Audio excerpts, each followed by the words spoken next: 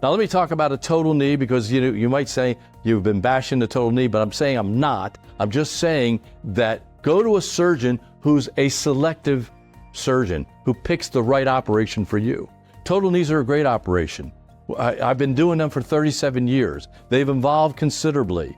Materials are better. Plastic is better that we use. Designs are better and improved. And if you have a knee that is really stiff, you've lost range of motion, you're bowing quite a bit, either in or out, you're most likely going to need a full knee replacement. We can restore you to natural limb alignment. We can give you back that motion that you require, that bend, that you can ascend and descend stairs better, get out of the car better.